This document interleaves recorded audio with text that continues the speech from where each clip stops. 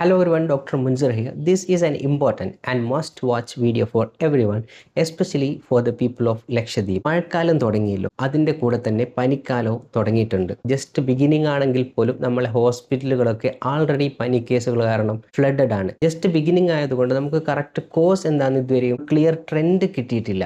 അതായത് bacterial cos കാരണമാണോ viral cos കാരണമാണോ പനി വരുന്നത്, അതുപോലെ തന്നെ നമ്മൾ ദ്വീപുകളിൽ ഇത്തരം രോഗങ്ങൾ കറക്റ്റായിട്ട് ഡയഗ്നോസ് ചെയ്യാനും ലിമിറ്റേഷൻസ് ഉണ്ടല്ലോ. അപ്പോൾ പ്രോപ്പർ ഡയഗ്നോസ് കിട്ടിയില്ല എന്നുണ്ടെങ്കിൽ നമുക്ക് ട്രീറ്റ്മെൻറ്റിനും അതിൻ്റെതായ ഡിഫിക്കൽട്ടീസ് വരലുണ്ട്. പക്ഷേ one thing is common, every fever is coming with severe myalgia and headache. വരുന്ന മിക്കവാറും ആൾക്കാർക്കൊക്കെ വേദന സഹിക്കാൻ പറ്റുന്നില്ല. ഇന്നലെ വന്ന 2-3 patients they were literally crying like babies.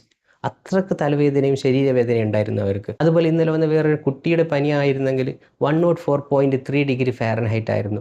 എന്തൊക്കെ മരുന്ന് കൊടുത്തിട്ടും കുട്ടീൻ്റെ പനി താഴത്തേക്ക് വരുന്നില്ല. സോ പനി വന്നാലുള്ള ബുദ്ധിമുട്ടുകൾ നമുക്ക് എല്ലാവർക്കും അറിയാമല്ലോ. ഇനി പനി വന്നു കഴിഞ്ഞാലുള്ള ട്രീറ്റ്മെൻറ്റും, ഇനി പാരസെറ്റമോൾ എങ്ങനെ കഴിക്കണമെന്നും പാരസെറ്റമോൾ അധികമായുള്ള സൈഡ് എഫക്ട്സും, ഇത്തരം കാര്യങ്ങളൊക്കെ നമ്മൾ കഴിഞ്ഞ വീഡിയോസ് ഡീറ്റെയിൽ ആയിട്ട് പറഞ്ഞിട്ടുണ്ട്. ഇന്നത്തെ വീഡിയോയിൽ മെയിനായിട്ടും പറയാൻ ഉദ്ദേശിക്കുന്നത് പനി വരാതെ മാക്സിമം നമുക്ക് എങ്ങനെ പ്രിവെൻറ്റ് ചെയ്യാൻ പറ്റും എന്നുള്ളതാണ്. അതിൽ ആദ്യത്തെയും ഏറ്റവും ഇമ്പോർട്ടൻ്റ് ആയിട്ടുള്ള സ്റ്റെപ്പ് എന്ന് പറഞ്ഞാൽ പനിയുള്ള ആളുമായിട്ടുള്ള ക്ലോസ് കോണ്ടാക്ട് ഒഴിവാക്കുക. ഇവൻ നമ്മളെ റിലേറ്റീവ് ആണെങ്കിൽ പോലും അവരുമായിട്ട് വളരെ അടുത്തുള്ള കോണ്ടാക്ട്സ് ഒഴിവാക്കുക.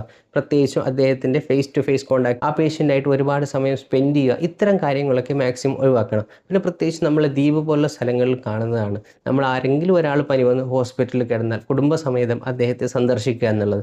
അത്തരം സന്ദർശനം ഒഴിവാക്കുക. പ്രത്യേകിച്ചും കുട്ടികളെയും മുതിർന്നവരെയും ഹോസ്പിറ്റലിൻ്റെ അടുത്തേക്കേ കൊണ്ടുപോകാണ്ടിരിക്കുക, അവർ രോഗികളല്ല എങ്കിൽ. കാരണം ആ ഒരു വിസിറ്റ് കാരണമായിരിക്കാം നമുക്കും പനി വരുന്നത്. അത് കാരണം നമ്മളെ വീട്ടിലുള്ള ബാക്കി എല്ലാവർക്കും വരാൻ സാധ്യതയുണ്ട്. ഇപ്പോഴത്തെ പനീൻ്റെ ട്രെൻഡാണെങ്കിൽ വീട്ടിൽ ഒരാൾക്ക് വന്നു കഴിഞ്ഞാൽ ആ വീട്ടിലുള്ള എല്ലാവർക്കും വന്നിട്ടേ മാറത്തുള്ളൂ. അതുകൊണ്ട് വീട്ടിലുള്ള കുട്ടികൾക്കും മുതിർന്ന ആൾക്കാർക്കും വരികയാണെങ്കിൽ കോംപ്ലിക്കേഷൻസ് വരാനുള്ള സാധ്യതയും വളരെ കൂടുതലാണ്. അടുത്ത സ്റ്റെപ്പ് എന്ന് പറയുന്നത് പ്രോപ്പർ ഹാൻഡ് ഹൈജീൻ ആണ്. നമ്മൾ ഭക്ഷണം കഴിക്കുന്നതിന് മുന്നേയും കഴിച്ച് കഴിഞ്ഞാലും മാത്രമല്ല, അല്ലാതെയും 1 or 2 hour ഇൻ്റർവെല്ലിൽ പ്രോപ്പറായിട്ട് ഹാൻഡ് വാഷ് ചെയ്യുക. സോപ്പ് ആൻഡ് വാട്ടർ, അതുപോലെ ഹാൻഡ് വാഷ് ഉപയോഗിച്ചിട്ട് കൈ കഴുകി വൃത്തിയാക്കേണ്ടതുണ്ട്. അടുത്തതെന്ന് വെച്ചാൽ വാട്ടർ ഹൈജീൻ ആണ്. നല്ല വൃത്തിയുള്ള തിളപ്പിച്ചാറിയ വെള്ളം മാത്രം കുടിക്കുക. തുറന്നു വെച്ച ഭക്ഷണവും പഴകിയ ഭക്ഷണവും കഴിക്കാതിരിക്കുക.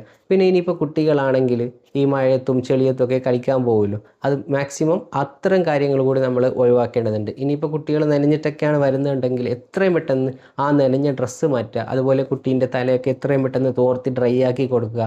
ഇത്തരം കാര്യങ്ങൾ ചെയ്യേണ്ടതുണ്ട്. പിന്നെ അടുത്ത ഏറ്റവും ഇമ്പോർട്ടൻ്റ് ആയിട്ടുള്ള ഒരു കാര്യം, പ്രത്യേകിച്ച് റെയിനി സീസണിൽ നമ്മൾ കൊതുക് കാരണം വരുന്ന ഡെങ്കിപ്പനി പോലുള്ള പനികളാണല്ലോ ഏറ്റവും കൂടുതലായിട്ട് കണ്ടുവരുന്നത്. അപ്പോൾ നമ്മൾ കൊതുക് കടി കിട്ടാൻ സാധ്യത ഉള്ള കാരണങ്ങളൊക്കെ ഒഴിവാക്കേണ്ടതാണ്. ആദ്യമായിട്ട് നമ്മൾ മുറ്റവും വീടിൻ്റെ ചുറ്റുഭാഗമൊക്കെ പ്രോപ്പറായിട്ട് വൃത്തിയാക്കുക. അത് കാരണം കൊതുക് വളരുന്നത് നമുക്ക് തടയാൻ പറ്റുമല്ലോ. അടുത്തതായിട്ട് മോർണിംഗ് അവേഴ്സും അതുപോലെ ഈവനിങ് അവേഴ്സും കൊതുക് വീട്ടിനകത്തേക്ക് കയറാൻ സാധ്യതയുള്ള സമയം, അത്തരം സമയങ്ങളിൽ പ്രോപ്പറായിട്ട് നമ്മളെ വീടിൻ്റെ ജനലുകളും വാതിലുകളും അടച്ചിടുക. ഇനി രാത്രി ഉറങ്ങാൻ നേരത്താണെങ്കിൽ മസ്കിറ്റോ നെറ്റ് യൂസ് ചെയ്യുക, അല്ലെങ്കിൽ മസ്കിറ്റോ റെപ്പലൻസ് ക്രീമുകൾ അത്ര യൂസ് ചെയ്തിട്ട് കൊതുകടിയും പറ്റുന്നത്ര പ്രിവെൻറ്റ് ചെയ്യേണ്ടതുണ്ട്. ഇനി വരുന്ന പനി അപ്പർ റെസ്പിറേറ്ററി സിംറ്റംസ് കൂടി ഉള്ളതാണെങ്കിൽ, അതായത് ജലദോഷമോ ചുമയോ കൂടി ഉണ്ടെങ്കിൽ ആ രോഗിയും രോഗീനെ പരിപാലിക്കുന്ന ആൾക്കാരും തീർച്ചയായിട്ടും മാസ്ക് ധരിക്കേണ്ടതുണ്ട്. ഇനിയിപ്പോൾ ഹോസ്പിറ്റലിൽ വർക്ക് ചെയ്യുന്ന സ്റ്റാഫ്സൊക്കെ ആണെങ്കിൽ അവിടെ ഹോസ്പിറ്റലിലുള്ള സമയത്ത് പ്രോപ്പറായിട്ട് മാസ്ക് യൂസ് ചെയ്യുക. പിന്നെ പ്രോപ്പർ ഹാൻഡ് ഹൈജീൻ മെയിൻറ്റെയിൻ ചെയ്യുക. ഇനിയിപ്പോൾ വീട്ടിൽ തിരിച്ചെത്തിയ ഉടനെ തന്നെ മുതിർന്ന ആൾക്കാരും കുട്ടികളും വീട്ടിലുണ്ടെങ്കിൽ നമ്മൾ കുളിച്ചിട്ട് വേണം ഇത്ര ആൾക്കാരുടെ അടുത്ത് പോകാൻ. ഇനിയിപ്പോൾ കുളിക്കാൻ പറ്റില്ലെങ്കിൽ അറ്റ്ലീസ്റ്റ് കൈയും മുഖവും നന്നായിട്ട് കഴുകിയിട്ട് വേണം കുട്ടികളുടെ അടുത്തേക്ക് പോകാൻ. കാരണം പനി വന്നാൽ നമ്മൾ ബുദ്ധിമുട്ടുന്നതിനേക്കാളും നല്ലത് പനി വരാതെ സൂക്ഷിക്കുകയാണല്ലോ. അപ്പോൾ ഇത്രയും സ്റ്റെപ്പുകൾ നമ്മൾ പറ്റുന്നത്ര ചെയ്യാൻ ശ്രമിക്കുകയും പനി വരാതെ പ്രൊട്ടക്റ്റ് ചെയ്യാനും ശ്രമിക്കുക.